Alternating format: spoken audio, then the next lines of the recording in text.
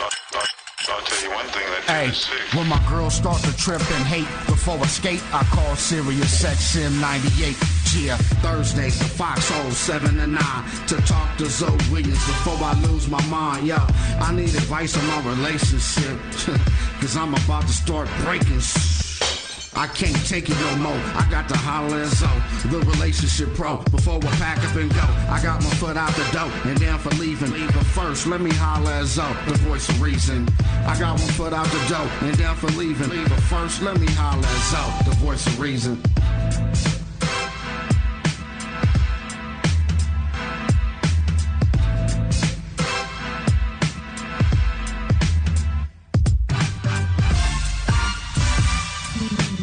Ladies and gentlemen, Zomethi is rising. Back in the building. We got the illest, realest, for realest conversation in the talk radio game. And everything pertains to relationships. Tonight's topic is no different. It's going to be a crazy one. I'm telling you right now. Get to your phone lines. 855-369-9898. That's 855-FOX-9898. You know I love Twitter. So I need you to follow me on Twitter right now. At ZoWilliams or at Foxxhole. That's at FOXXHOLE. Send me your tweets. I will read them. Send me your questions. We will talk about it. Follow me on Facebook. Email me, for Christ's sake. ZO@SiriusXM.com. Tonight's topic, without further ado, is another banger. Yes, indeed. We're going to talk about the anatomy of hip-hop. An in-depth look at the world's most influential culture. We're going to talk about how hip-hop influences our relationships. We're going to cover misogyny in hip-hop. We're going to cover hypermasculinity. Is hip-hop the new safe haven for the homo thug, the down low dude? We're going to cover it all. We're going to talk about hip-hop and the use of the N-word. I mean, do black artists give the world a free license to say nigger, nigger, nigger all day long? I mean, there's a new white MC, a female out of East Oakland named V Nasty, who just used it and is unapologetic about it. It's hip-hop. I get to say nigger. We're going to cover it all. No homo, religion, the rise of gospel hip-hop. Wow. We're going to talk about community service. We don't hear a lot about community service. But we're going to talk about all of these things and how it affects our relationship. Hip-hop is by far the most powerful culture on planet Earth. When you see a white woman in the kitchen selling Sunny Delight with a rap, that lets you know hip-hop is everywhere. It's ubiquitous. We're going to talk about this tonight. How does hip-hop affect your relationships? Do little boys treat girls even worse because they heard about it in a rap record? We're going to cover it tonight. You better call me, 855-369-9898, 855-FOX-9898. When I return, questions. I'll be back in 2.2. Let's rock out. Yo, crazy. Tonight's topic, I'm telling you, we're about to get into it. My producer, the head of the Foxxhole, Guy Black, reached out to me earlier and was like, yo, man, you got to make sure that when you do a topic about hip-hop, that people don't miss the point of what you're trying to convey. This is a relationship show. And we're talking about how hip-hop has affected the development of our relationships, positively and or negatively. How does the music tie in, right? Listen, back in the day, we listened to Marvin Gaye. Marvin Gaye taught us how to be cool and subtle. You know, Marvin Gaye, he didn't sing "Take Your Panties Off," or he didn't sing "Your panties are moist. Let me lick you all around your private area." He didn't sing it that way. He was smooth as silk. Hip hop is a different culture. We don't leave anything to be desired.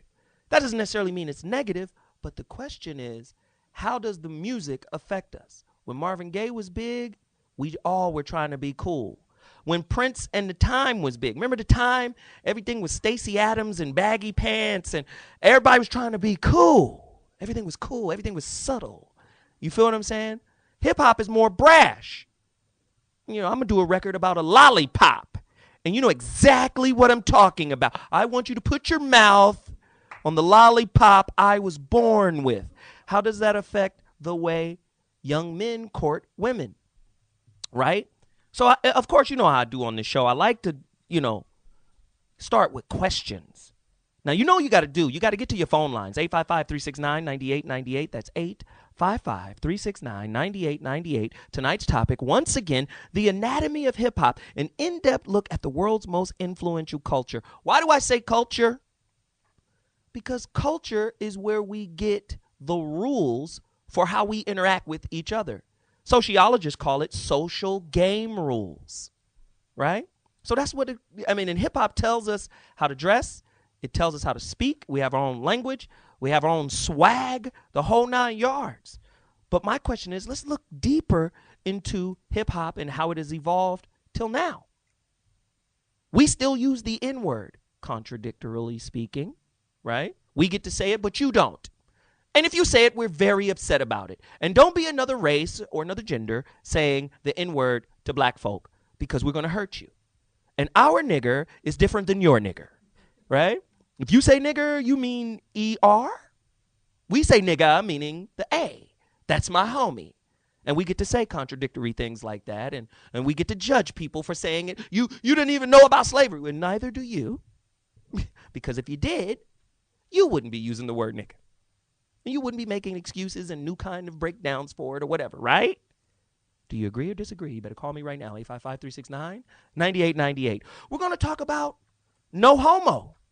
Hip-hop is more masculine than the NFL, the WWE, MMA, kickboxing, judo.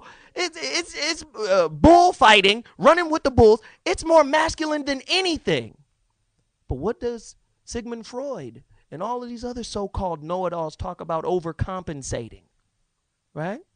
Why you gotta? A real man doesn't have to proclaim his manhood. He doesn't have to demand that others acknowledge it or respect it. We're raising kids. And the kids today, my God, that's gay. Oh, that's gay as hell. Oh, God, that's gay. Stop it with the gayness. And now even in hip-hop, these hip-hop artists don't understand how much power they wield.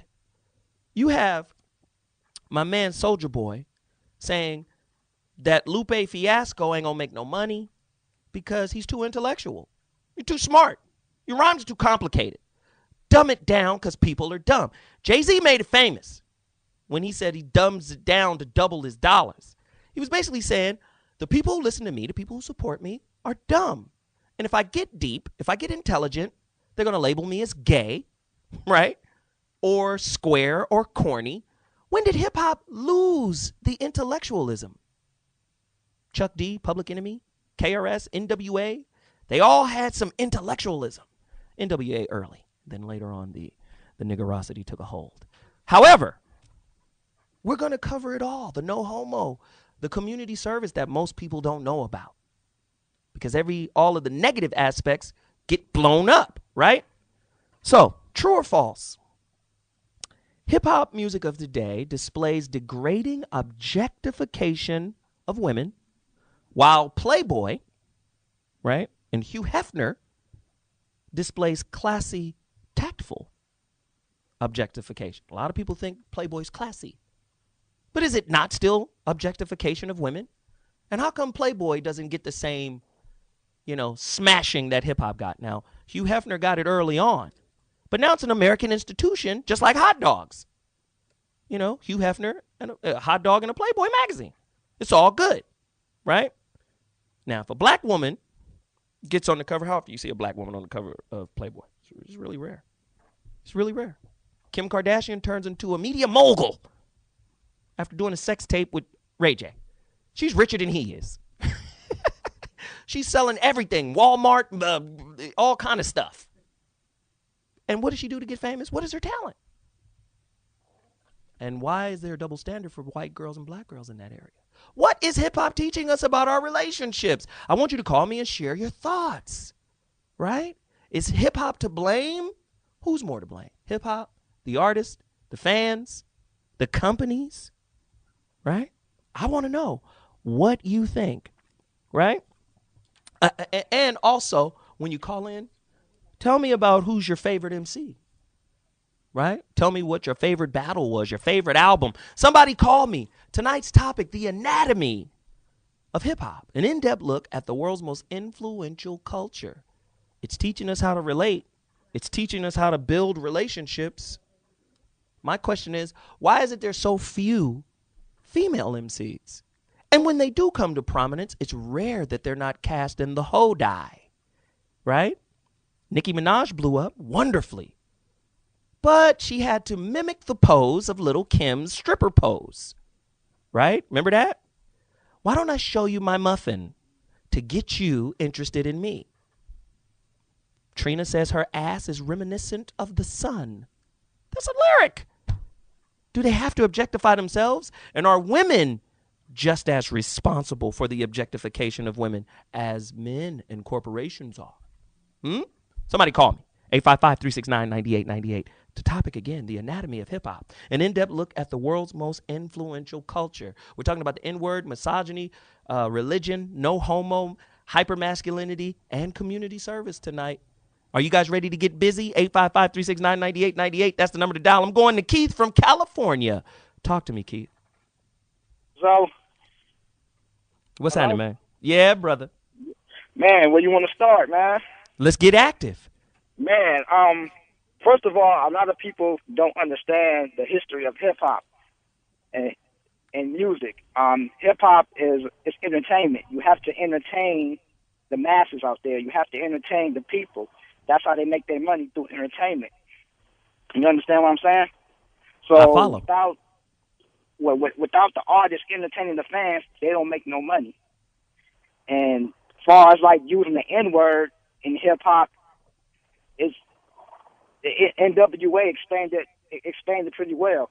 The niggas with attitude, the whole thing behind that was because they had attitude, because niggas with attitude was able to be heard, with issues and political events that was going on. So hip-hop is a big influence on everything and everybody, you know what I mean? And I was born in '84, so I came up through a different era. Like, my favorite artists was like Jay-Z, the Jadakiss, the Tupacs, the Joe Buttons. So I came up through a different era, and hip-hop has evolved throughout the different eras, you know what I mean? Man, I appreciate the call, and I agree with you 100%. However, thank you for calling. I appreciate it, but however, hip-hop sends a lot of mixed signals.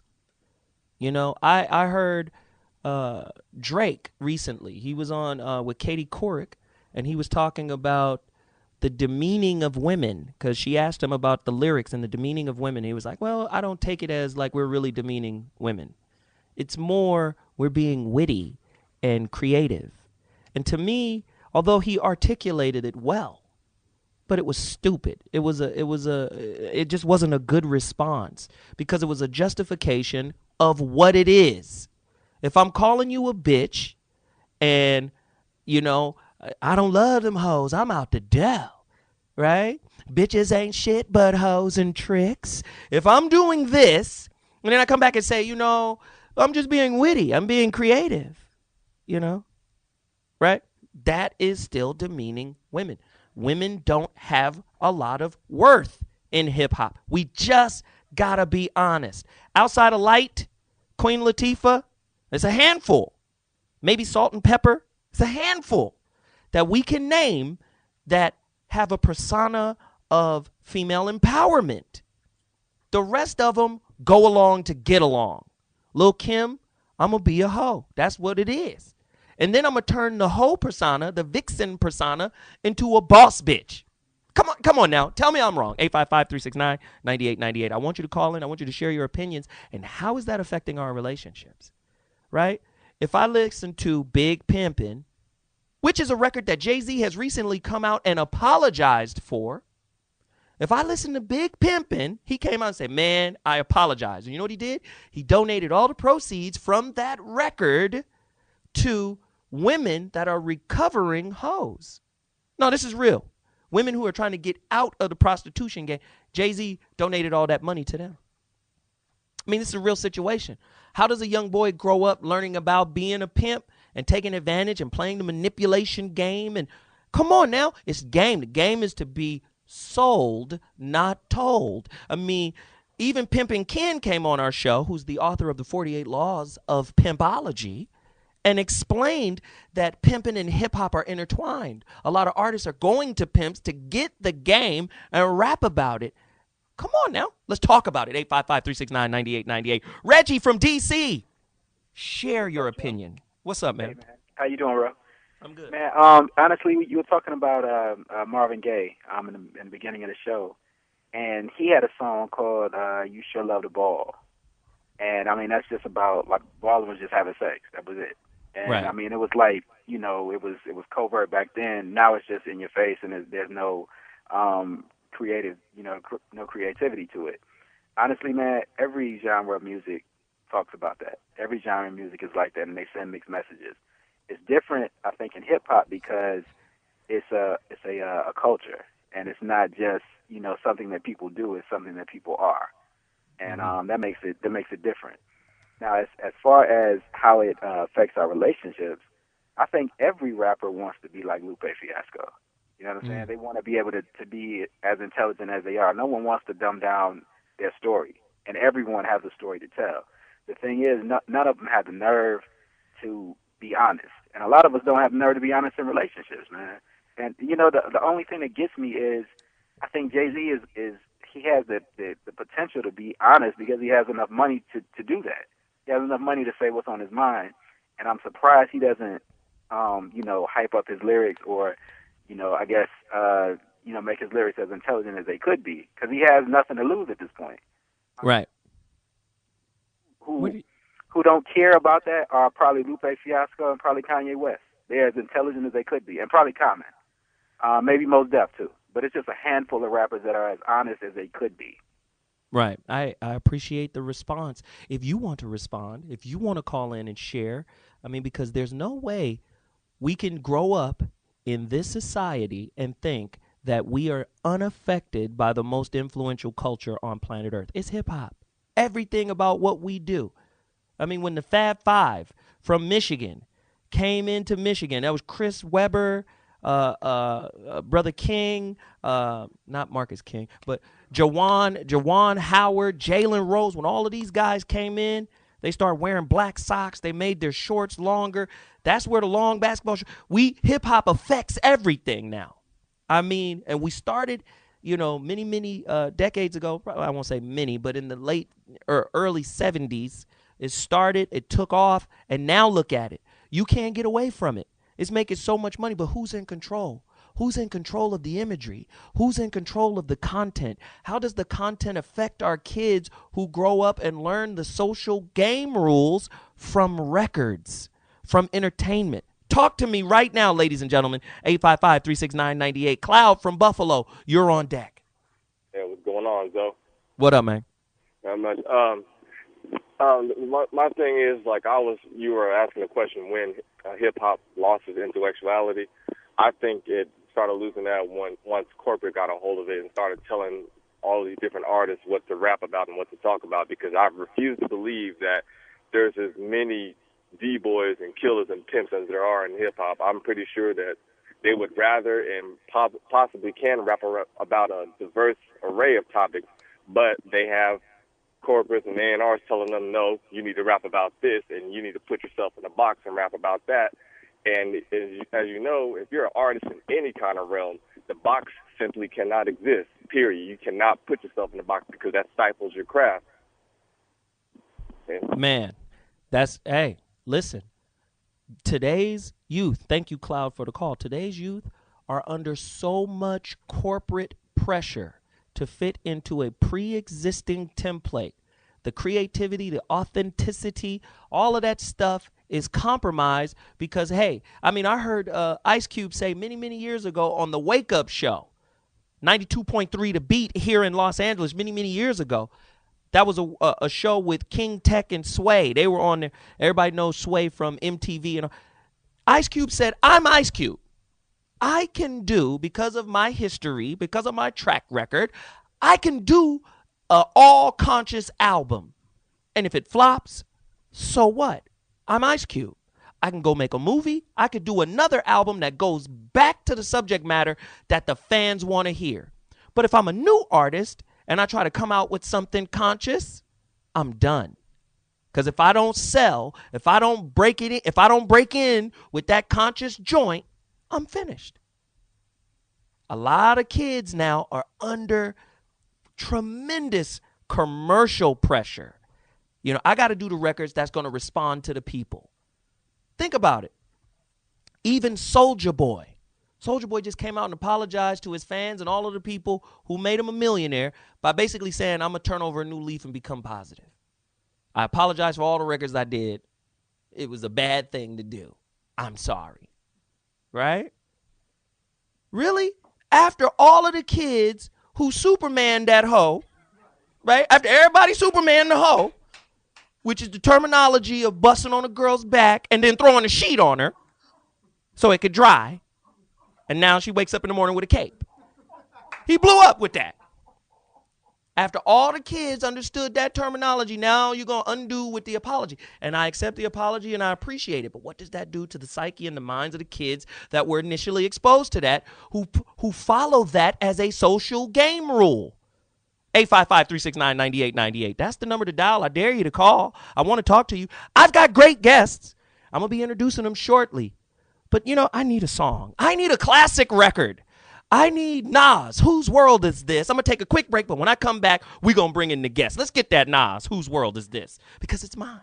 And it's yours, too. You better try to form it. You better formulate it the way you want it to be. Give me the record, please. Woo! And we're back in the building. Classic record. Melly Mel, Grandmaster Flash, The Message. Very, very powerful record. Hip-hop got off to a strong start. I mean, this was poetry. This painted the picture of inner city living. It made us realize hip-hop is a vehicle for messages. The damn song was called The Message. This is how we knew hip-hop's unlimited potential. Y'all better call me, 855-369-9898. The Anatomy of Hip-Hop, an in-depth look at the world's most influential culture. We're going to cover the N-word, misogyny, no homo, right? Religion. They say gospel rap is on the rise, right? It's a new generation in the pulpit. But why can't gospel rappers be as dope as secular rappers? I haven't heard one yet that was that dope. The dopest gospel rap record I've ever heard was Jesus Walks. And he ain't, well, I can't judge him. But it was a great record. Made me want to be a Christian. I swear to God, I said, damn, I might be going to hell. It was that powerful for me. Great record. 855-369-9898 is the number to dial. We're going to talk about hypermasculinity, no homo, and all of that stuff, man. This is a very powerful topic. My question, though, callers, reach out, tell me what you think. Is hip-hop culture simultaneously homophobic as well as hypermasculine? Somebody tell me if you know what hypermasculine is. We'll cover it. We've got great guests. So let me do this. I'm going to introduce my first two guests of the show. It's going to be crazy. I want you to pay attention, write down the name of their books, all of that stuff, and continue to tweet me at ZoWilliams. At ZoWilliams is my personal Twitter page. I want you to participate in that. Or at Foxxhole. Let's go, because we're going to retweet them so you guys can see your answers and all of that. We want to get the conversation going. 855-369-9898. Here we go. My next guest, first guest, is the author of It's Bigger Than Hip Hop, The Rise of the Post-Hip-Hop Generation. The brother is an award-winning, well, I'm not sure if this is a brother or a sister by the name, but it's a brother. Okay, good. The brother is an award-winning author, filmmaker, and professor who the Philadelphia Inquirer calls a rare, remarkable talent that brings to mind the great artist of the Harlem Renaissance. The author of 3 celebrated books, Asante is the recipient of the Langston Hughes Award. His latest book, It's Bigger Than Hip Hop, was hailed by the Los Angeles Times as an empowering book that moves you to action and question the status quo of America.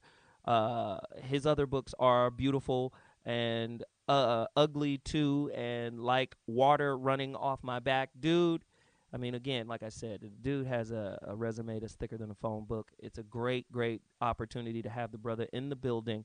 I appreciate him for coming. M.K. Asante Jr., the author of It's Bigger Than Hip Hop, The Rise of the post-hip-hop generation. Welcome to the Voice of Reason, bruh.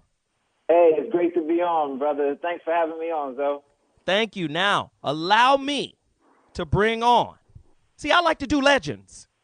I like to do people that can speak from the very beginning, people that can break it all the way down, and as his counterpart, brother Chuck D would say, because I heard Chuck D say this one time, and it was crazy. He said all of the reporters who talk about hip-hop and all of the pundits and fans, he says they're like the rings around Saturn. They're not even on the planet. They're just hovering around hip-hop. Well, this brother was on the planet, right? He was on the ground. And so let me just do this right now. Get to your phone lines, 855-369-9898 if you want to talk to him. If you got questions for the brother, I'm telling you, he's a cold piece of work. He was on the show before. I appreciate him coming back. Thanks for coming in, bro. Ladies and gentlemen, without further ado, none other than of Public Enemy, Professor Griff is in the building. Say I don't do it big. What's up, Professor? Greetings. How are you, good brother? I'm good, man. You know we got to cover this situation, man, because hip-hop is running the world, and we need to figure out who's running hip-hop, right? Right, that's a very valid question. I want to give a big ups to MK Ashanti Jr., and I have in front of me, it's bigger than hip-hop, because what we're actually talking about, Zo, is it's bigger than hip-hop. It's beyond beats and rhymes. This particular subject that we're tackling tonight is truly bigger than hip-hop, but we need to figure out what's bigger than hip-hop. And you asked a very valuable, vital question. Who's running hip-hop? Let's go. You understand what I'm saying? So when hip-hop leaves our hearts, our minds, our lips, it leaves the studio, it leaves the hood, who controls the image of hip-hop once our brothers on the continent and the rest of the brothers and sisters around the world get it? Mm-hmm. What does the face of hip-hop look like to other people? Are we controlling it? Are we benefiting from it? And you asked a very critical question. Is hip-hop homophobic? I say it's not. If you go back to the essence of what hip-hop is and the four fundamental elements of what hip-hop is supposed to be based on, definitely not homophobic, because we open the door to anybody to come in and participate in the culture called hip-hop. Right, right.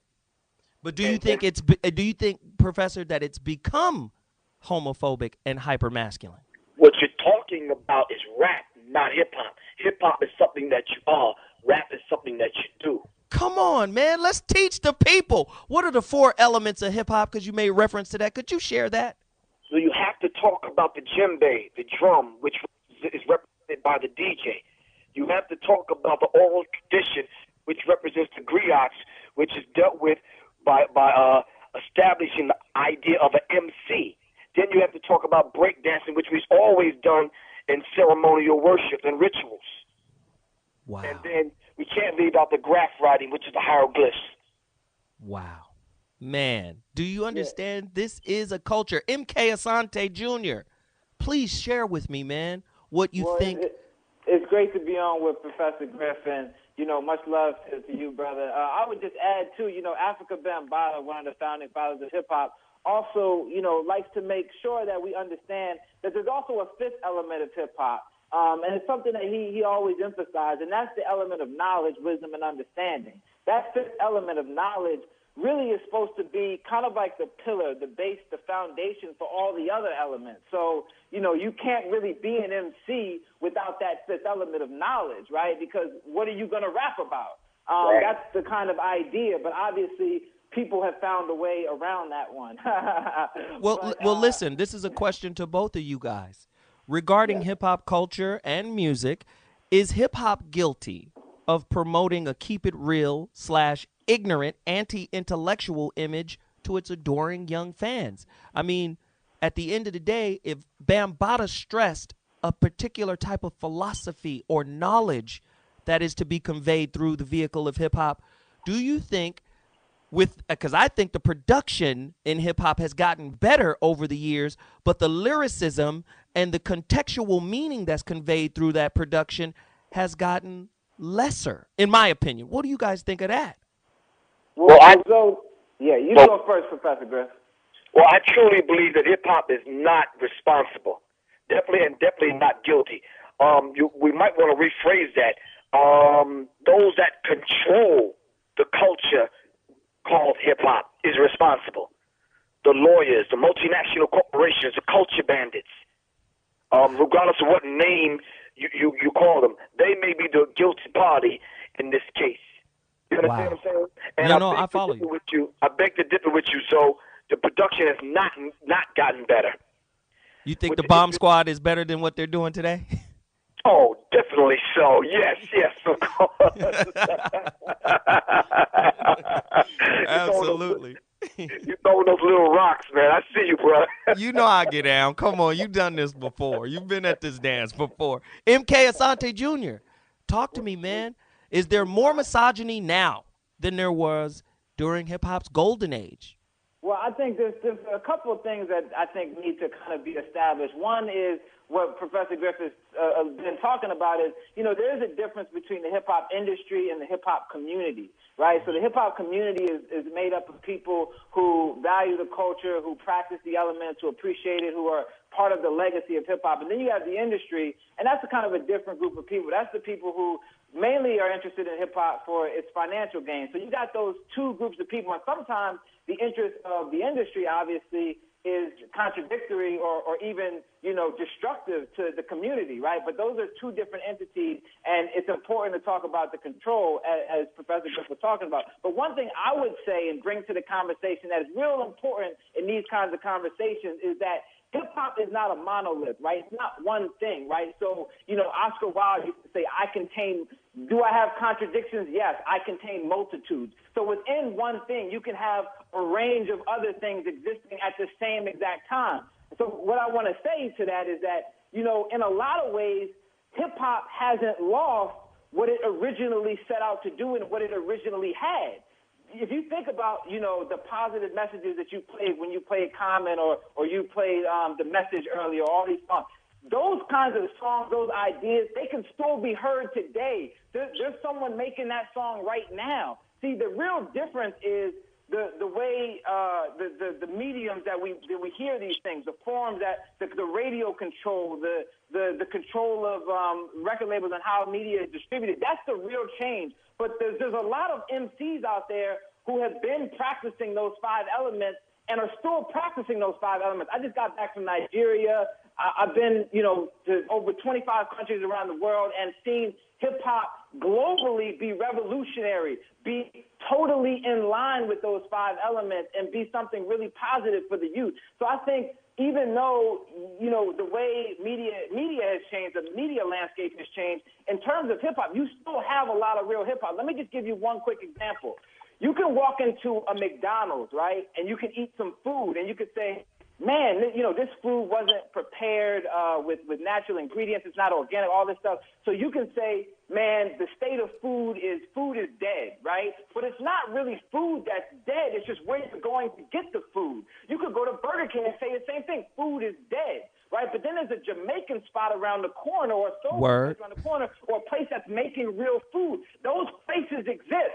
They don't have maybe the money to advertise like McDonald's and Burger King, or they're not on every street corner, but real food does exist. It's just not in the places that you're going to get it. So if you want real food, don't go to McDonald's. That's really right. What it's so all about. let me ask you this. Let me ask you this. Are you saying that listeners have a responsibility to search for those positive messages? Are you saying it's their responsibility to go find it?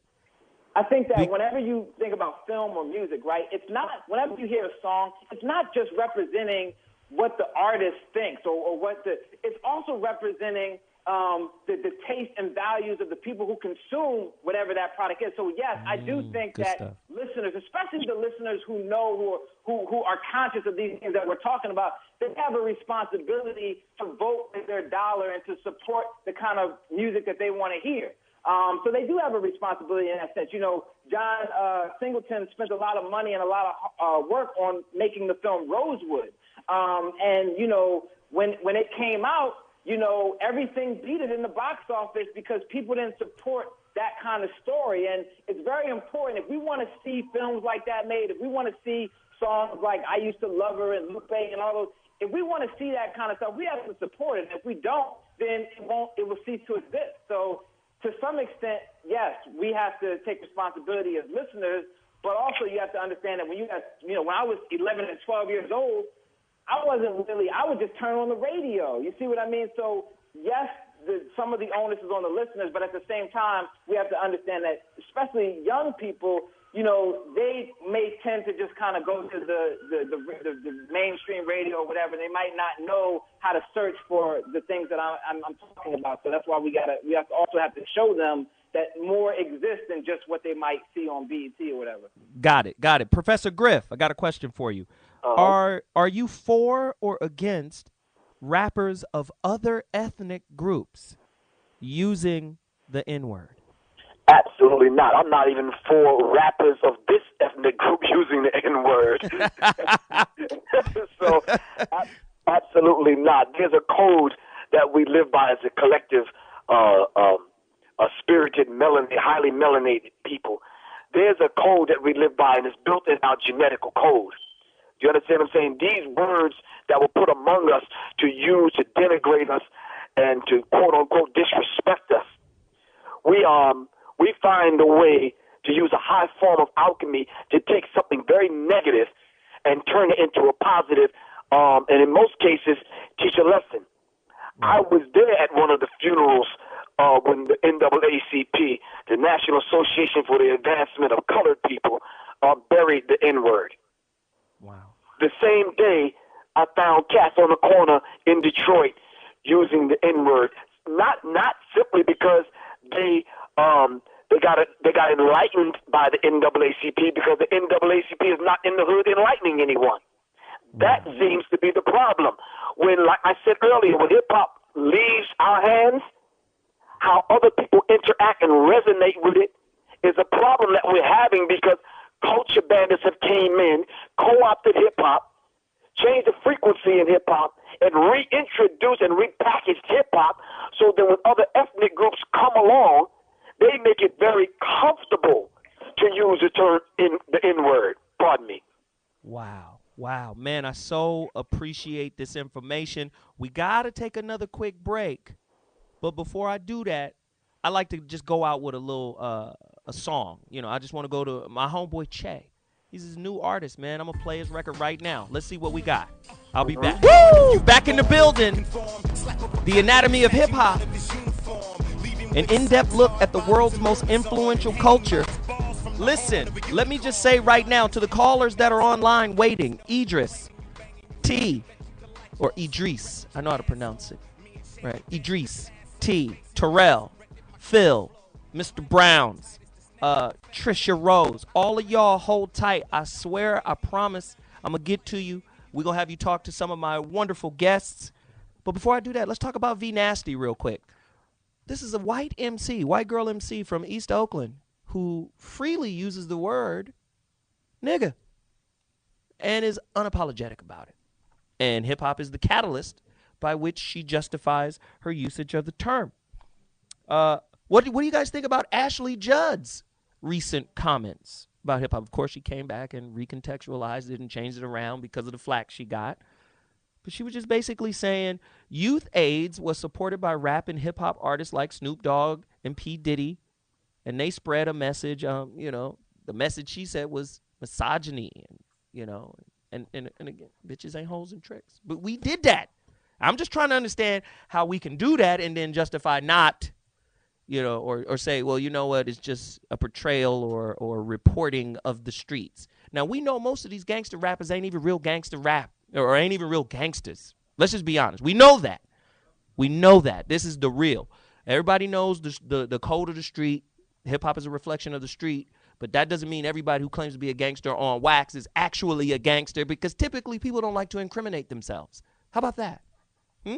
855-369-9898. That's the number to dial. We've got great guests on the phone. We've got the author of It's Bigger Than Hip-Hop, The Rise of the Post-Hip-Hop Generation, MK Asante Jr. Brother is dope. And we also have legendary hip-hop Public Enemy, probably the greatest hip-hop group of all time. Professor Griff is on the phone right now. Griff, Asante Jr., welcome back to the Foxhole. Would you guys mind if we took some callers, and would you guys respond to some of the callers? Oh, yeah. I would definitely would. All right, cool. Let's go to Cleveland, Ohio. Idris, you're in the building. Let's talk. What's up, man? Yes, sir. I just wanted to address something relating to hip hop. What I think is that there's a difference between power and influence. I think that the hip hop community or hip hop in itself is influential, but it's not powerful. An example of that is just that you can have a company who goes out and they can find a rapper to put a product on and have that product sell. The next day, their revenue stream could go up 1,000% based on the influence of that particular rapper. But that rapper wasn't powerful. The one that was powerful was that company or that entity that got that rapper to wear that product. And that's what the problem is with the hip-hop community, is that even in the conscious era of hip-hop, we did not parlay the influence that we had over the masses of people into a power block. And one of the things that we could have done or could do is even take a page out of the lesbian and gay community, because they turned the influence that they had in the 60s and in the 70s into a power block. They lobbied. They started attacking certain laws. They put together an agenda. And when they put together that agenda, they started wielding influence into the masses, into where now they are dictating policy. But how do we gain the power we need to send? And thank you, Idris, for the call. I really appreciate you taking the time and sharing that piece of insight. It was very valuable. But how do we reclaim that power? To me, the power is meaning. How do we reclaim meaning? Because it seems like respect, consideration, appreciation of one another is gone in the music.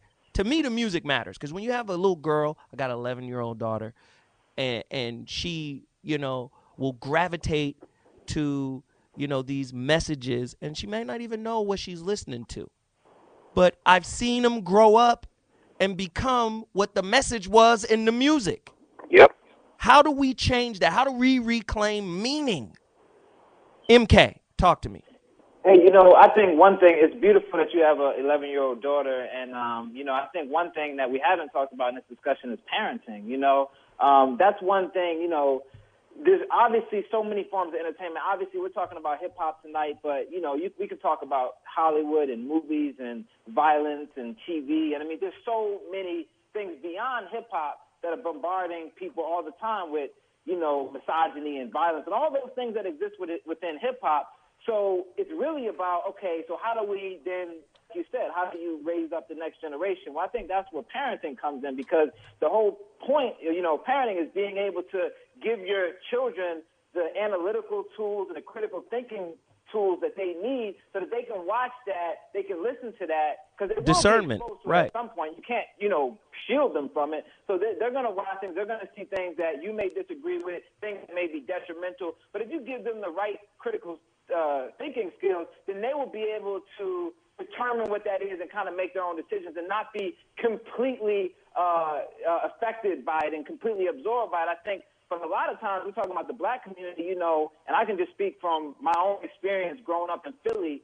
I know a lot of dudes that don't take care of their responsibilities and, aren't raising their children. So now you have young kids out here who are listening to these rappers, and the rappers are kind of like father figures, you know what I mean? And kind of like teaching them about things that, they're not learning in other places. So I think that's one of the things that we really have to talk about. In some senses, hip-hop is obviously a reflection of what else is going on. Paul Robeson, one of my great heroes, used to say that, the purpose of art isn't simply to show the world as it is, but as it could and should be. So really, hip-hop at its best is a thermostat. A thermostat shapes the climate. A thermometer is hip-hop at its worst.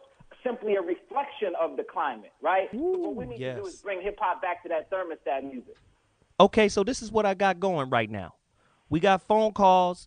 We got guests. I got to bring some more guests in right now. I got a brother in the studio with us right now. He's going to participate. But before I do that, MK Asante Jr., I want them to know, the listeners, the millions of listeners that are listening right now, where can they find you? Where can they get your books? How do they connect directly to you? Beautiful. Well, I'm MK. I'm on Twitter at MK Asante.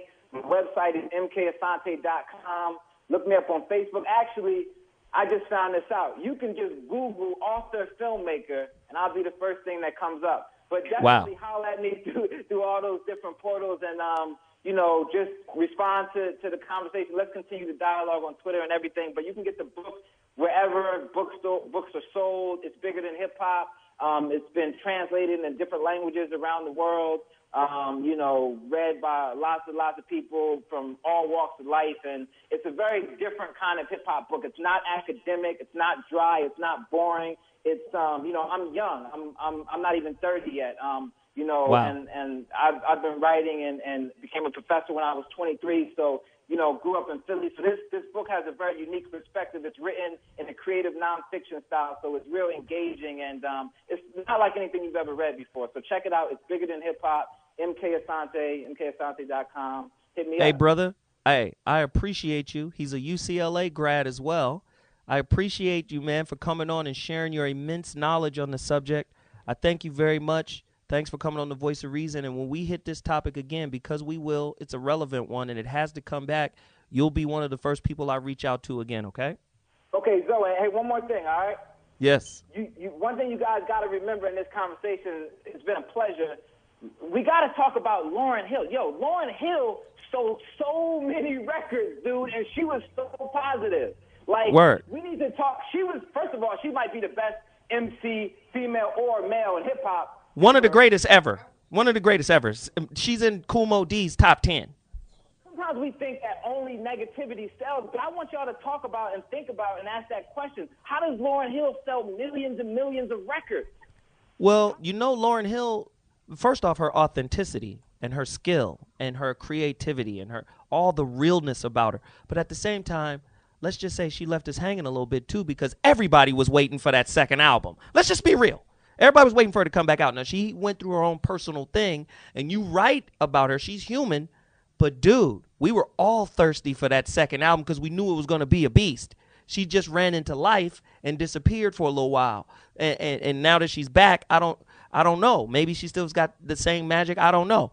But we missed that, and you're right about her. Thank you, man. I appreciate that. But let me do this. Big Chris from VA, T from North Carolina, Terrell from Louisiana, Tehran from California, Phil from Arizona, Mr. Brown from Brooklyn, New York. We gonna get to y'all. I swear to you, I promise. But before I do that, I got to bring in another guest. All right? I got a brother in the studio right now. And Griff, stay with me because you're going to be instrumental to this all right here. The brother that's in the studio with me right now, dude is a hip-hop gospel artist, up and coming, a new dude. My question to him right off the top, can gospel hip-hop save us? Can gospel hip-hop instill some of the philosophies? I mean, we all know for many, many years, religion is a part of hip-hop. I wouldn't have known anything about the Nation of Islam. I became a Muslim listening to Public Enemy, 1987, Bring the Noise. I heard Farrakhan's voice. I said, who in the hell is that? I never heard of Farrakhan before that, for that moment. So hip-hop and religion have always gone hand in hand. KRS-One, why is that? Broke it all the way down. Oh, damn, let me just go find what religion is about then. Because hip-hop. So my question is, how does it affect Christianity through the vehicle of hip-hop? We got another artist in the building right now. Brother's name is Reborn. I don't want to read your whole bio. Just introduce yourself to the people right now and tell them what you do and why you do what you do. First of all, thank you, Brother Zoe, for having me on the show, man. Absolutely. I really appreciate it. My name is Reborn. The name is kind of self-explanatory, man. I went through a spiritual awakening some years back, man, and really got snatched out of the secular game as far as the hip-hop music and entertainment is concerned.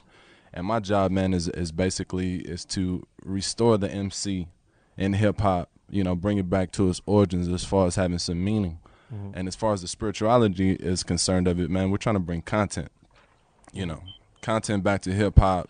I think it's a valid question. Is hip-hop dead, or is it just spiritually dead? And I think I'm one of those individuals or artists that want to receive that call, man, take up that cross to say, despite, what's popular or what sells, integrity comes first with me. My lyrical ability, MCing, and marketability is all tied in around bringing that consciousness, that God consciousness, back to hip hop music. Man, that's good stuff. Who are some of your influences, your musical influences? Hip hop, man. I grew up as a hip hop fanatic, so Tupac is my favorite rapper, just because based off his influence, and I think a lot of what he wanted to do, I'm trying to pick up that torch and follow along what he was trying to do. I listened to a lot of Outkast, man. From a musical perspective, it was cats that had the ability, like you said earlier, man. Gospel hip hop not bringing it. Skill wise, I just haven't heard anything as dope as Jesus Walks. Yeah, well, for the Christian side of things. Well, I'm here to do something about that. Right. But it was it's artists like that, man. Public Enemy, definitely got to give a big up to Professor Griff and the whole Public Enemy, man. For what they were doing was revolutionary. It would still be revolutionary today because hip hop badly needs that. So those type of brothers, man, that had skills and abilities, and also had content at the same time. Wow. So let me ask you this. What can Christianity through the vehicle of hip-hop do for the youth that are listening, the youth that have a voracious appetite for hip-hop? And I'm asking you that question too, Griff, so after he answers, I want to get your perspective on it. Well, first of all, and not to take too much time on what I'm about to say, it's your definition of Christianity, first and foremost. We have many different forms of that. I don't want to be long-winded on that, but so many different denominations. My belief system is basically to find the truth, to study the Word of God, whether that be the Bible, the Quran, or any of the other oracles that I believe possess God's Word. First and secondly, man, if we stick into the truth and we're talking about righteousness and integrity, I think that can boost any genre or medium, not just hip-hop, but commercial business, Fortune 500 companies, any form of business with integrity and godlyhood. I think that's the case, but that's my form of doing it through the hip hop music. Wow, thanks, man. Griff, what do you think? Well, he's correct in going back and sticking true to his name, reborn, meaning to bind back to, born meaning that essence, that he needs to come with in order to help set the record straight, to balance it out. You have to define some of these terms. A Christian is one who's crystallized into the oneness with God through the example of Christ. Go deeper. This madness that you have today in this churchianity is not going to balance this thing out. This particular doctrine that's being taught, masquerading as spirituality, but it's really religion, man-made, is definitely not going to balance this thing out. Understand what reborn is actually saying as far as the God consciousness is concerned. The Christianity that we have today, this concocted madness, is not going to do it. He's right. We need to press the cultural reset button. M.K. Ashanti said it in his book, each generation must out of relative obscurity discover its mission, fulfill it or betray it. That's a quote by Frantz Fanon. That brother reborn is actually doing it. He's stepping up in his generation. He discovered his mission. Now he's left with at the crossroads to either fulfill it or betray it. And he's willing to step up to the plate and actually do it, standing on the shoulders of Public Enemy and Tupac, talking about God consciousness. He may not be able to do it through that distorted, narrow lens through religion and Christianity, the one we have today. He probably have to go back to the essence that gave birth to hip-hop in order to do that. Wow. Man. In his book, Hip-Hop Decoded from its ancient origin to its modern-day matrix. Wow. Professor Griff in the building. Tonight's topic, the anatomy of hip-hop. We're talking about the worldwide global influence of hip-hop. We're about to take a quick break. I'm finna go into this Tupac real quick. Holla at me in a minute. Yo, ZoWilliams back in the building. You're listening to Reborn. Let it play for a minute. I want to give it I want to compare it next to Jesus Walk. That's kind of hot, though. Would you buy this record? Somebody call me right now, 855-369-9898. That's a gospel Christian rap record. If you're just tuning in to the Voice of Reason, we're talking about the anatomy of hip-hop, an in-depth look at the world's most influential culture. And right now, we're simply talking about religion. I mean, this is a cold record, bruh. Congratulations. That was tight. Thank you, brother. I appreciate that. The track brother. was banging, a little Drake-ish, I felt the roots. I felt all kind of flavorings around that. Yeah, we trying. Man. What's the name of that record? That's called Facing All My Fears, and that's on the Martyr mixtape. Mm-hmm. We had to put out the mixtape, man, to show that a gospel cat can compete on these $100,000 records. Wow. Yeah.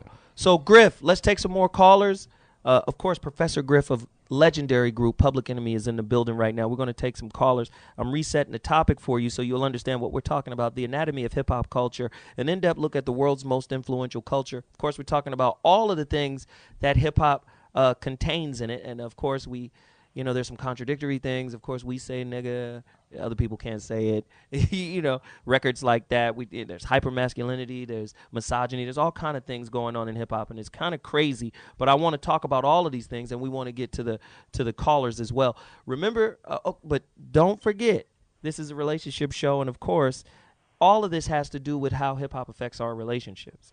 I mean, we had the brother on, MK Asante Jr., the young professor brother, and he was explaining how hip-hop really teaches us, man, how to interact with each other, how it teaches a young boy how to be a man. He even says some of the hip-hop artists stand in as father figures.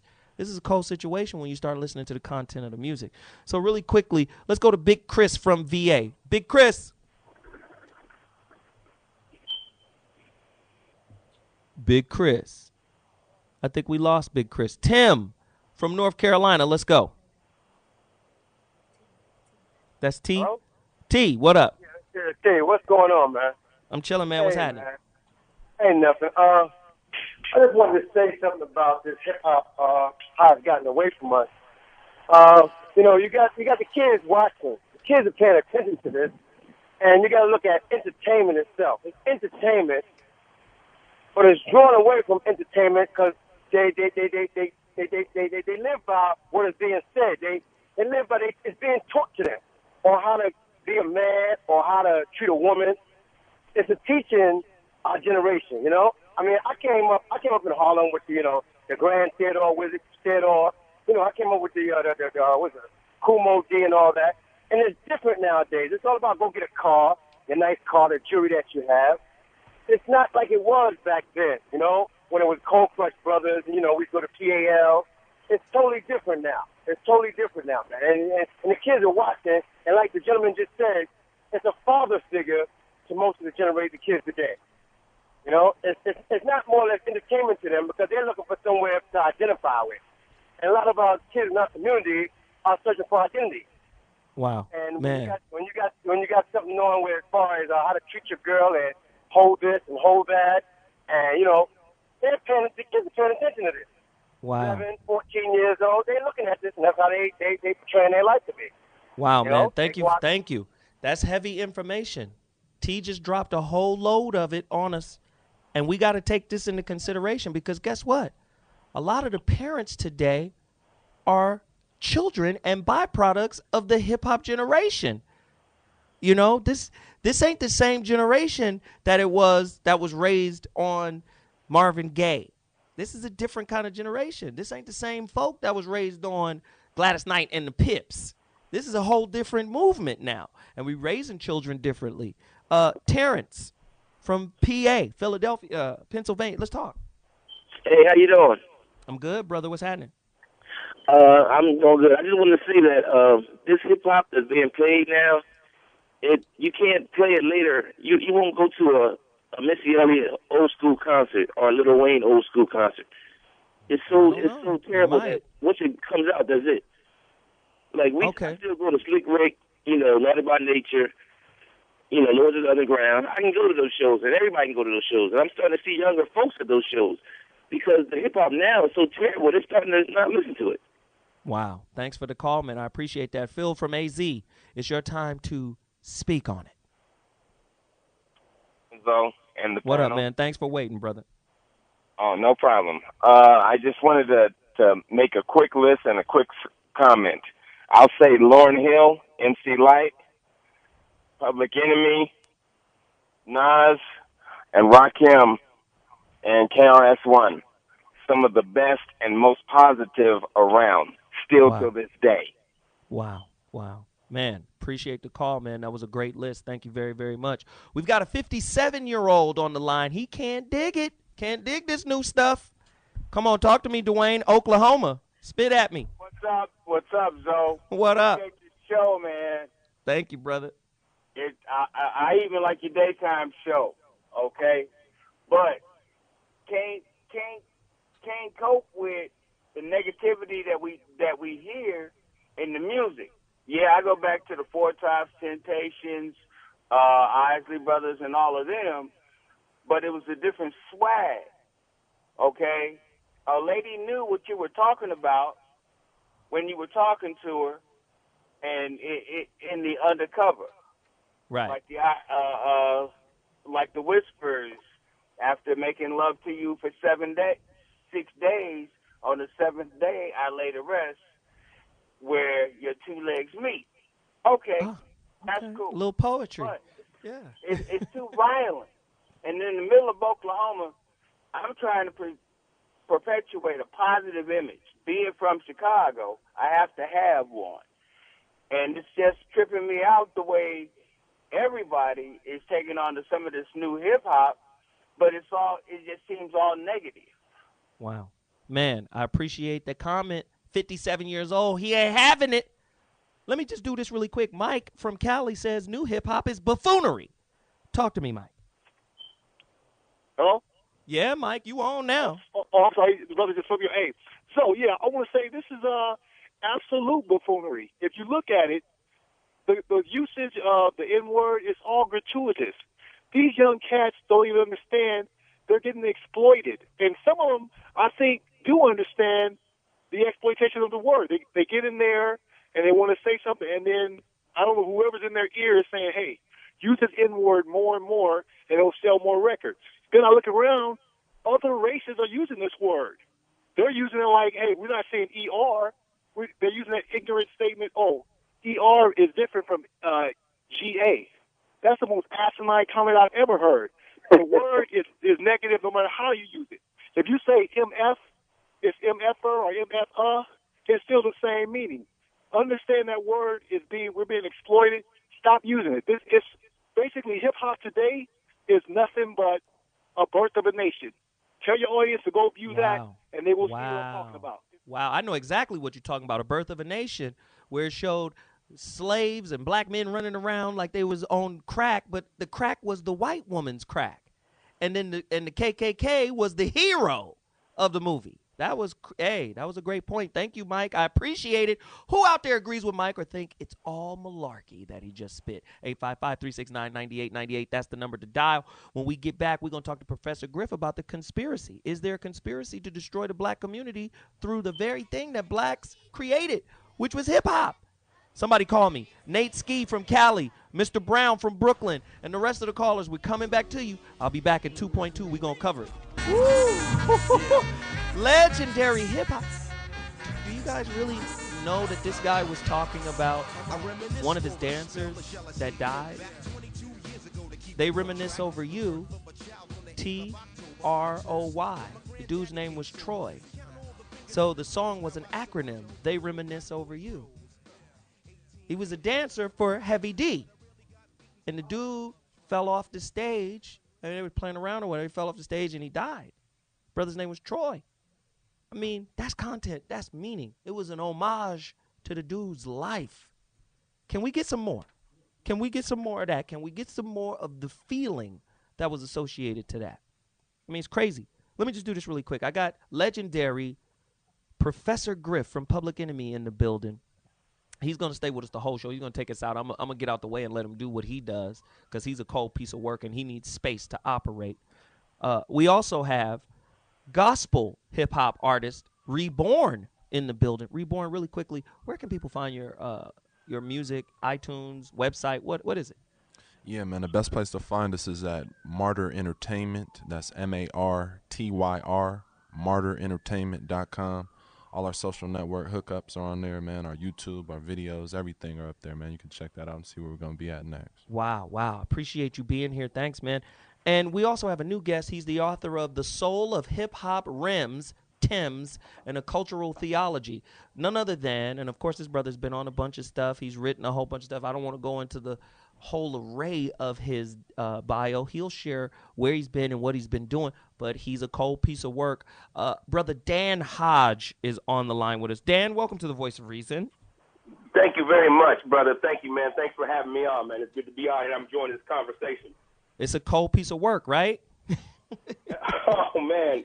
Well, I tell you, man, the reality of it is that, I've been listening to a lot of this stuff. I think one of the things that immediately comes to mind when you start thinking about my boy George Richter, a sociologist, put forth a book almost about 10 years ago now called The McDonaldization of Society. And in it he said there was 4 tenets: efficiency, calculability, control, and predictability. And this is essentially where hip-hop has, ended up, on a commercial basis. It's efficient because we can get cats out. We can get $1 million albums. It's calculable because, we can get a brother saying doo-doo on a stick. The next 10 brothers over here, the next 10 million people will be buying doo-doo on a stick, and you can control it because the people at the top, man, I'm from L.A., man. I know who runs the executives in those buildings, man. You can control it. And then the last of course, you can predict it. You can predict that it's going to be that way. And so it's the same thing with religion. And when you start thinking about religion, in the sense, that's why I'm glad, man, my brother's online right now because you're right, man. Up until Jesus walks, man, I was just like, man, I haven't heard really, much else, outside of that. So I'm so glad to hear that, man. But when we start thinking about religion, we had a fundamental societal shift in the 1960s, late 60s, into the 70s. And see, meth has been around all along, man. I mean, them cats, the Ford Toss, Marvin Gaye, they all had meth. Meth hasn't crap, excuse my French, but shit doesn't, it doesn't just take a sleeper, you know what I'm saying? They just didn't have TMZ and paparazzi following them around. Marie Antoinette, back in the day, she was just as much as freak as anyone, but they didn't have these cameras around. But there was also a connection with the older generation.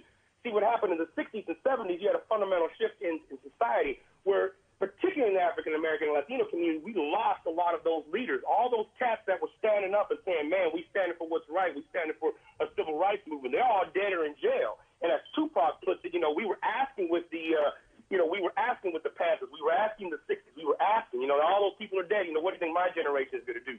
Ask, we've been knocking on the door. So hip-hop, religiously, spiritually speaking, of course, it's going to take a whole different turn. And so the same thing, we seeing some of these things come out. And so it's interesting to see those things come out, particularly the commercialization of hip-hop, because, again, at the end of the day, it is about money. I mean, think about it, sponsors and people who give money. I mean, it's one of the reasons why I had to get out of nonprofit fundraising, because you got these cats coming up to me saying, man, I'll give you $150,000 as long as you can keep these kids out of my neighborhood and from dating my daughter. Wow. And, hey. And all that money, comes with strings attached. It's no different than Bud Light or whoever comes and says, hey, we'll give you $10 million, but, show a piece of ass on the corner. Show a little song on the corner. It ain't going to hurt nobody. Man, I so appreciate your point here, and it's a very valid one. But just in, another hip-hop legend has joined the fray, has joined the conversation. My producers just told me, somebody heavy is on the phone right now, legendary group, Kid and Play. We have Play, Chris Martin from Kid and Play on the line right now. Welcome to the Voice of Reason and the conversation that's going on. What's happening, man? I'm good. How you doing? Kick step anybody? Hysterical. Kick step. Do we have a Kid and Play record on deck right now? Serious New York, could you pull up a record really quickly right now? Rolling with Kid and Play. You got to have it. If you don't have it, somebody get a Kid and Play record so we can truly bless the brother for being on right now.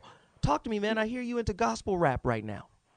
Well, that's something that, well, the best way I can put it is the Lord cares about what we cares about. And a lot of stuff that we want, we might not be able to get it when we want it or supposed to have it when we think we're supposed to have it. But he's like a parent, and he wants to see his kids having a good time. So he knows how I felt.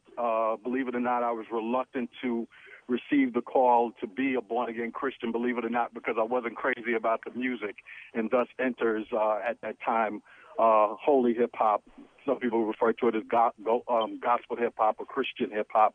But, I support a genre of hip-hop that has something to say, and it is giving life to the situation instead of perpetuating death and any more negativity, no more than we already have, you know. Wow. Let me ask everybody that's on the panel right now, and I'm going to go from Professor Griff all the way down.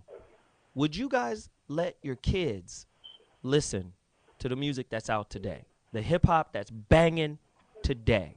Would you let your kids? Griff? Absolutely not. I wouldn't even let my oldest brother, who's 80, listen to it. Absolutely not. Why not, Griff?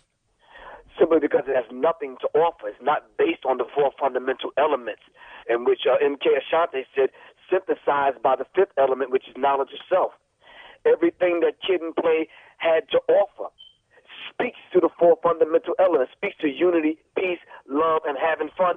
As the father of hip-hop, one of the godfathers of hip-hop, laid out to us. We follow that edict, that instruction, that vibration.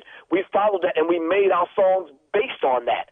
And there's nothing wrong with Kid and Play being on the same stage as LL, with EPMD, with NWA, and then Public Enemy closing the show. There was nothing wrong with that because it offered balance. That we don't have today. And the Kemetic word for balance is ma'at. Truth, balance, justice, order, and reciprocity. And that's what we're lacking today. So, hell no, my children ain't listening to this madness. Wow. Reborn. Would you let your kids listen to it? Well, I don't have any children at the moment, but if I was raising kids right now, I would definitely agree with Professor Griff and say no. My reasoning for it is, as someone who's trying to have godly principles, the Lord says to raise your child in the fear and admonition of God. And I think based on the music of today, I think the heaviest element in hip-hop music today is Satanism. Whoa, here we go. And I say that. Satanism? Yeah, I say that based on what the artists are perpetuating. If you see exactly what they're saying, if you listen to the message, and you also, just the body language in itself, just the way. No. See, I'm a facts dude. Okay. Griff, you know I'm a facts dude, right? Yeah. You know I'm a facts dude. If you say something, I need you to substantiate. Okay. Give me a concrete example of Satanism in hip-hop. Go. Quickly. Sin is transgression of the law of God. Okay. Satanism is the element of, it comes from sin. Sin is the number one element of Satanism. And if all hip-hop represents is not godliness nor righteousness, and it represents all the topics we're talking about today, the N-word, which is one of the most negative connotation of the black culture. If we talk about womanizing, if we talk about pimping, if we talk about hoeing, or any of the topics that hip-hop glorifies today, that is all sin. And that in its basic form is Satanism. Wow, that's an interesting take on it. I don't know if I fully agree. Play, are you letting your kids listen to the music today? Well, continuing to be honest with all, I would. Because they need it depends on a perspective. I look at various perspectives, and one of them in particular would be warning or cautionary tales. Even when you read about the Bible, God doesn't omit the antics and the attempts of the enemy, and letting people know in warnings in regards to what comes to those who make bad choices. I teach going into my first year at Florida A&M University and 5 years at North Carolina Central University. At first, when I started, being in the position of being a born-again Christian, I felt really odd having to listen to the music, some of it that we have to listen to, but there's something Griff just now said, and I'm so glad to hear his voice. That's my dude right there, is that it's about balance. And I do believe that the problem we're in right now is the oversaturation. There's no balance. But we use what the Lord had taught me was to use what I do have to play for people who have to be out there in the real world. Is okay. These are the choices individuals have made. These are the repercussions of that, and this is what you have to deal with. I do not love anything in regards to overdoing it, or shock value, all of that stuff. It's crazy. But in the early days when you first had your NWAs and others that came out, they were considered to be the CNN of the streets, to let people know what was going on in their neighborhoods, the lifestyles they were living, what they had to deal with, the choices they felt they had to make to do in order to live and to survive. But what about now some answers to these problems? And then that's stuff that has to be addressed. So I do, but it's with balance, it's with reason, and that's what parents are for. It's with guidance. It's with guidance. That's what you're doing. Hey, yeah, when you're a parent, you're like, hey, to keep it where it needs to be, not to just let the child just be listening to it on their own and coming up with their own ways of dealing with it. That's not good parenting. You know? Wow, that's good stuff, Play. That's good stuff. Dan Hodge, he is the author of The Soul of Hip Hop, Rims, Tims, and a Cultural Theology. Would you let your kids listen to the hip hop of today? Well, I'll be honest. I'll pay in 2 cents, yes and no. I mean, the commercial stuff I have a real problem with. I have a 4-year-old little girl, and so she's a sponge right now. But I like what Professor Griff and my brother Play was talking about. Your kid was talking about. It is balanced. I mean, it is balanced, and so I don't want to shelter my daughter all the way either. Right now, we're working our way through old school hip hop, like Salt and Pepper, MC Light, Queen Latifah, All Hail to the Queen. I mean. These are some of the moguls I'm introducing her to currently, and trying to build her into that. I mean, but some of the commercial stuff, yeah, I do. I quite frankly, I'm just like, yeah, I don't want my little girl being called a bitch, and then trying to figure out like, oh, well, Daddy, is that okay? Is it okay for me to just go shake my thing like that? And I'm just like, well, let's talk about that. So I want to bring a balance, and I don't want to shelter. And at the same time, with a 4-year-old, they're not necessarily able to think in abstract terms.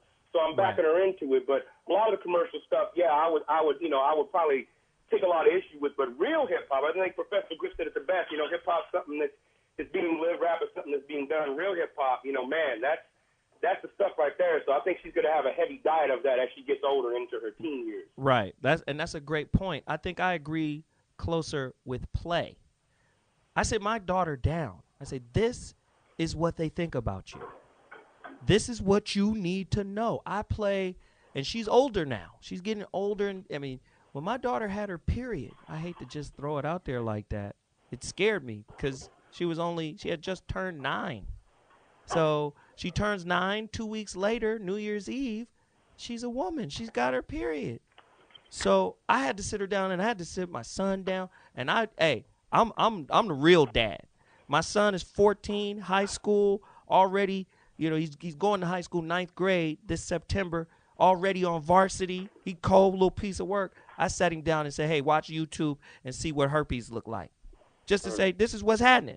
This is in your world right now. This is what's going down. And then I say, let's go to the CDC.gov website so we could talk about the herpes and the AIDS rate and all of that stuff in your age group, what's happening on your school campus.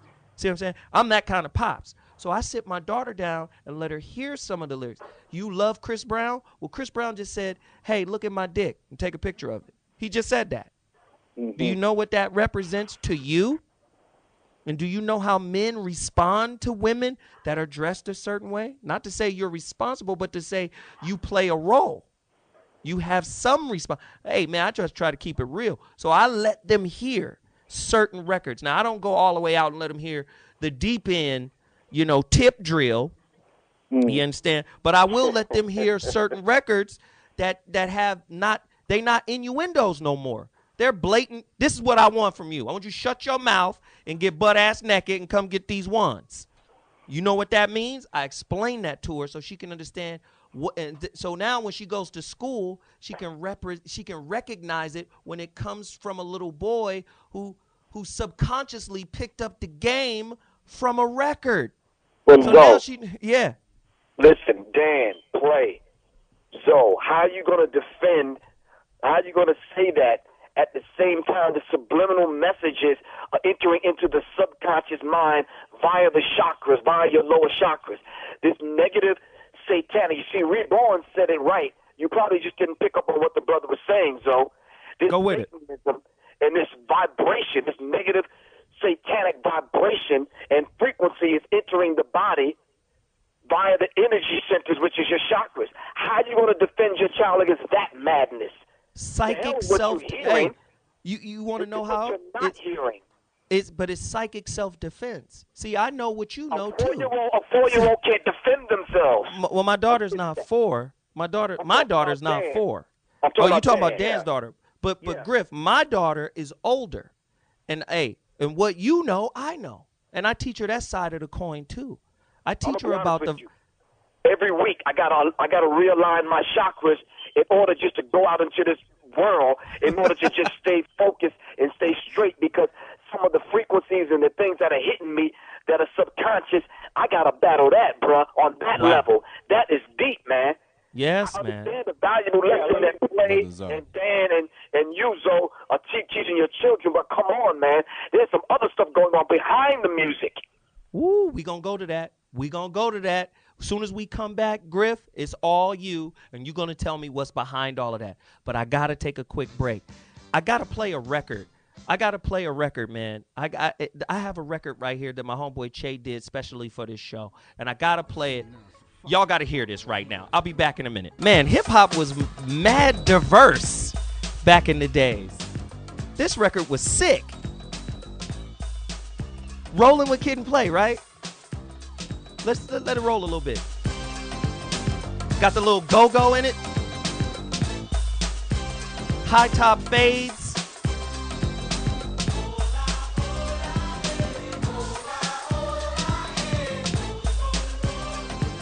Yo, if you've just tuned in to the Voice of Reason, we're talking about hip-hop, the anatomy of a culture, very powerful culture.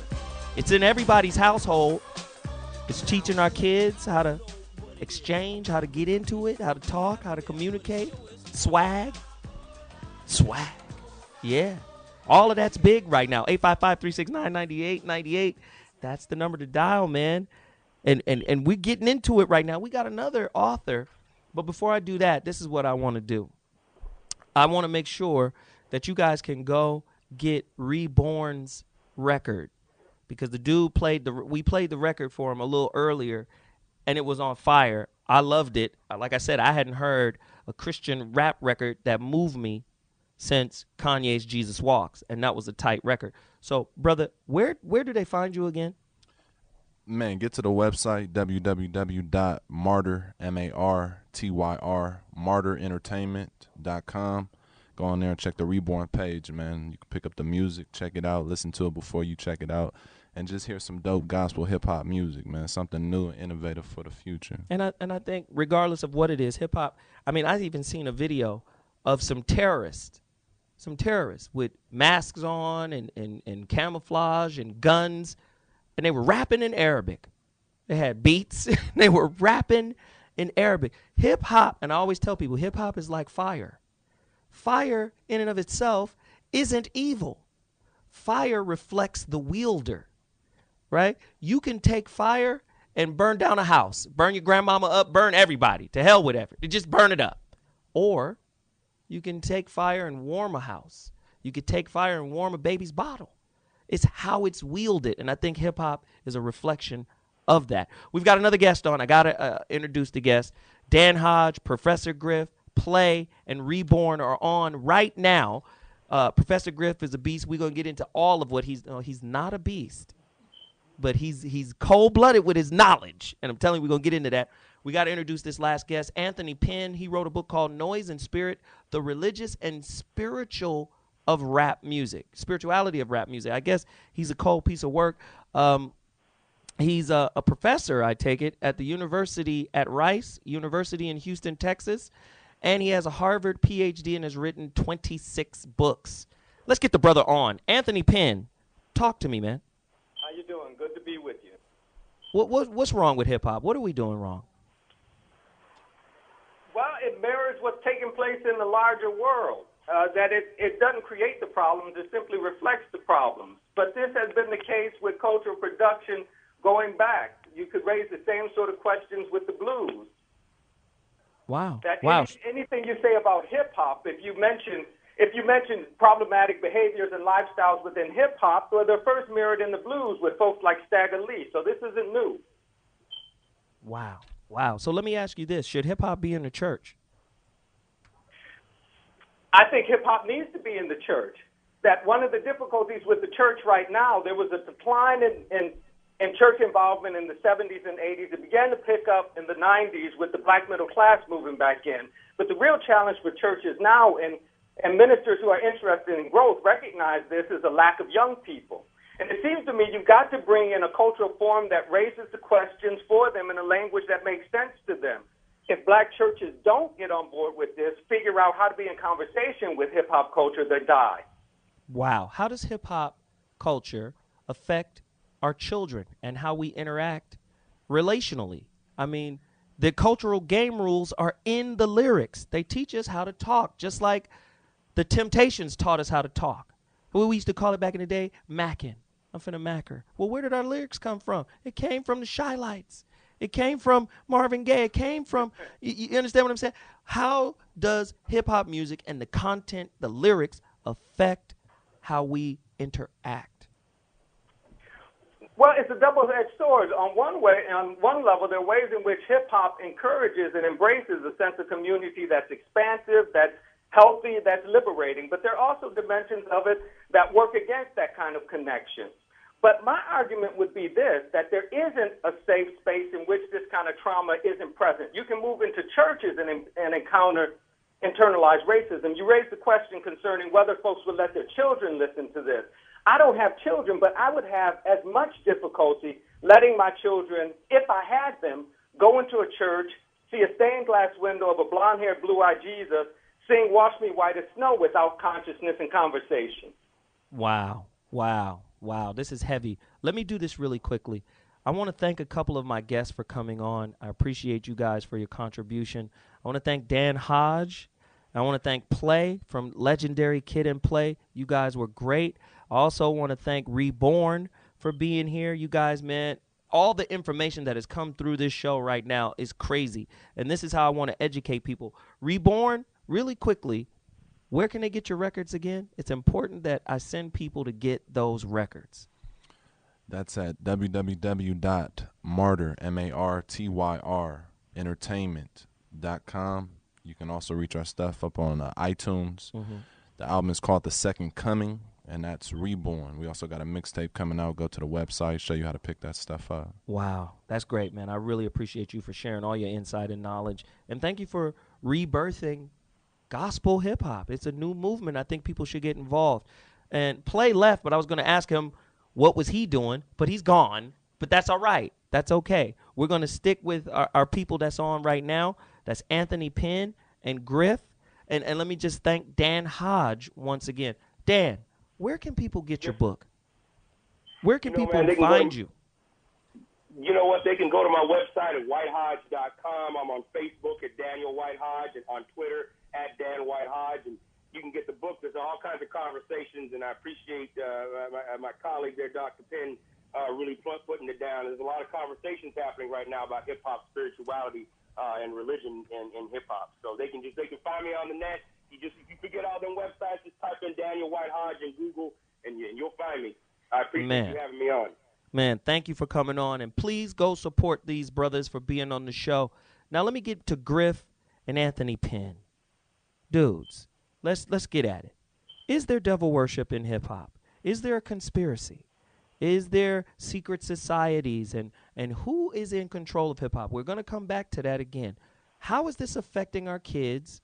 And Griff, just go into it really quick, because I know you know so much about this, and we talk about this a lot. The last time it was you and Black Dot. But, I mean, we just heard that Kanye went off on a rampage talking about how he's sold his soul to the devil. Is this real? I mean, is this a real situation? Because we see the dude on the internet talking about very masonry and all that. Is this real? Well, are you talking R-E-E-L or R-E-A-L? Real. R-E-A-L. The cousin of reality.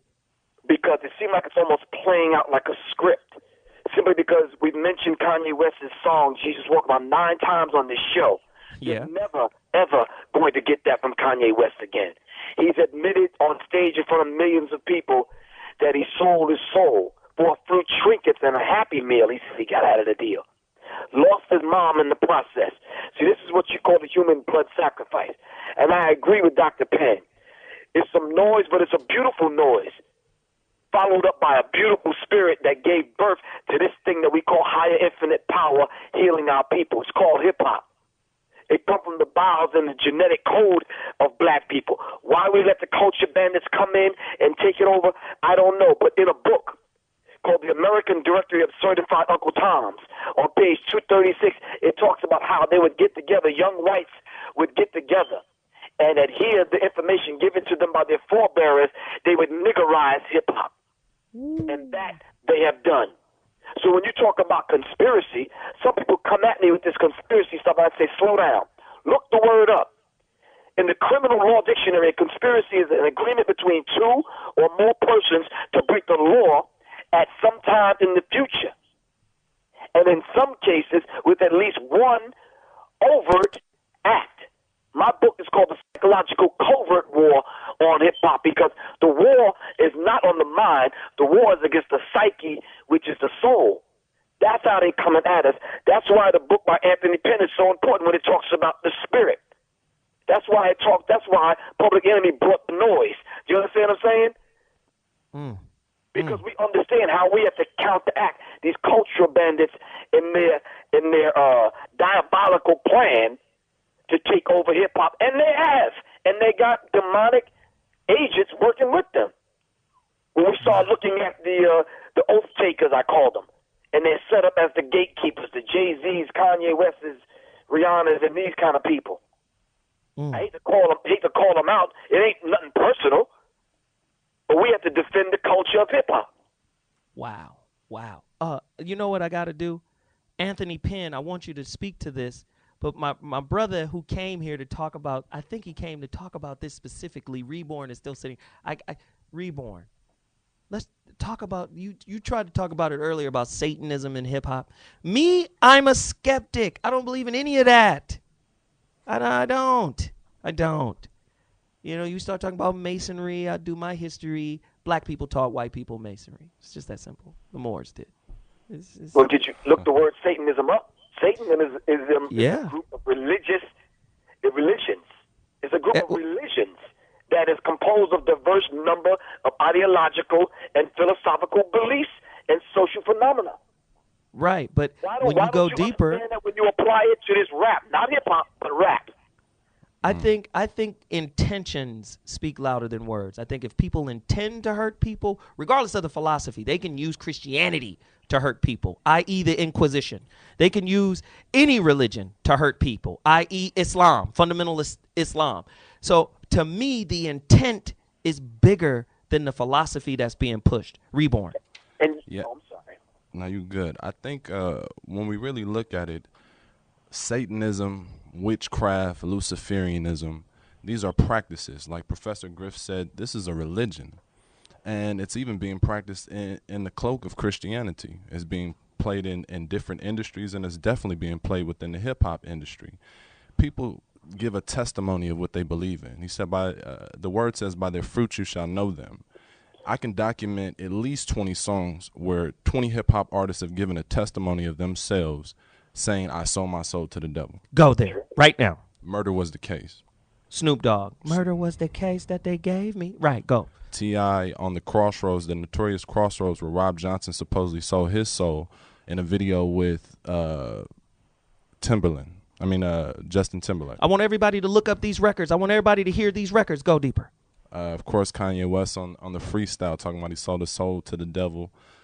He thought it was a crappy deal unless it came with a few toys like a Happy Meal. So what if he claims artist creativity or artist expression? He goes even deeper. He goes into a more theological point of view further on in the freestyle where he says, let's exchange angels. AGI for Giselle.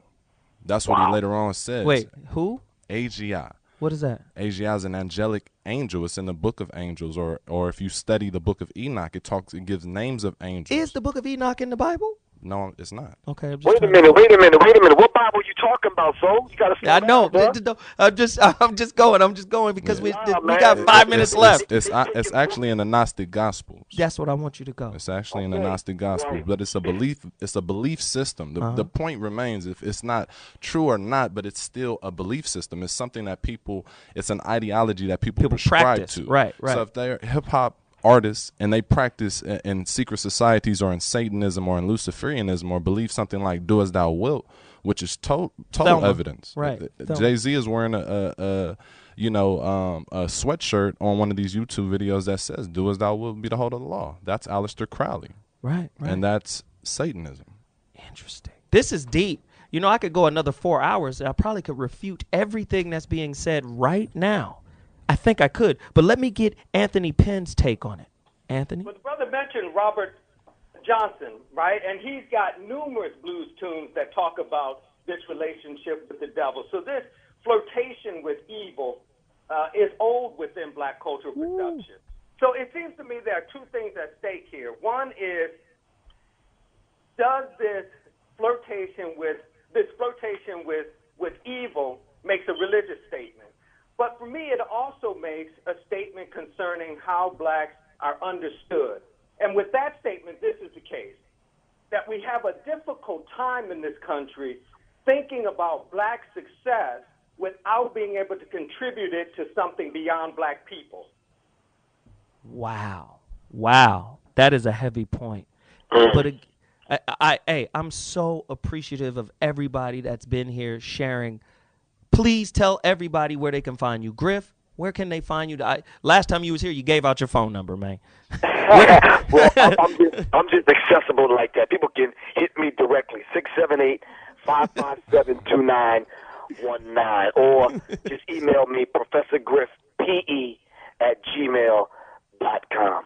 Man, this is a serious situation. Anthony Penn, where can they find you? I urge everybody to reach out and connect with these brothers, because it's important that you do so, that you follow them, that you get in contact with the philosophy they're sharing, because I think it makes us better. Penn, where can they find you? You can look me up online, Penn, P-I-N-N, or you can email me, PINN@rice.edu. Say it one more time. Penn@rice. Okay. Did he finish? We drop him? Okay, because we can't hear him. Just keep talking, Penn. We want to just get that email address one more time. I guess we lost him. I'm sorry, we lost Brother Penn. Listen, one other thing. Reborn. Tell them where to get that your music from, real quick. I haven't gave the Twitter yet. Reborn at Martyr Entertainment. That's Reborn at MartyrEnt.com. Also at www.martyrentertainment.com. You can also go to the YouTube. That's Martyr Music TV at YouTube. Check out all our videos, commercial, and so on and so forth. Hey, Griff, you know I got to play devil's advocate, because I think that's how we get you guys to drop more and more science. You know that, right? Where did he go? Is he gone? Griff, are you there? I think we lost all of our callers. But let me just say this really quickly as I wrap the show. I just want to thank all of the guests who came on and shared the valuable information that was delivered here today. Hip-hop is a powerful, powerful, powerful force in the world. And if we don't understand that which we're participating in, how do we understand how it affects us? Absolutely. Man, I said in the beginning of the song, or in the beginning of the show, that hip-hop is a culture. And if it's a culture, it has game rules, right? It teaches us how to interact. It teaches children how to speak to women, little boys how to speak to girls. It teaches us how to do that. I mean, at the end of the day, how many times have you been in a club and you heard blow the whistle? And when it comes to that part where it says, what's my favorite word? Everybody says it. Girls, men, women, everybody's saying it. So my point is, how do you interact with a culture that's affecting you in such a way and not know where it's coming from the purpose of the artist, the intent? What if a company is putting out music just to degrade you? I don't know. But that's why we have these kind of conversations on The Voice of Reason. I appreciate everyone for their participation. I need you to follow me on Twitter at ZoWilliams. Email me, zo@SiriusXM.com. Get at me and let me know what you thought. That's all I want to do is spark your mind. I do it every week. Brother Zo. I got to go, pimp. Yeah, no I got to roll. Thank you, Reborn, but I got to go. I appreciate you guys. I'll see you next week.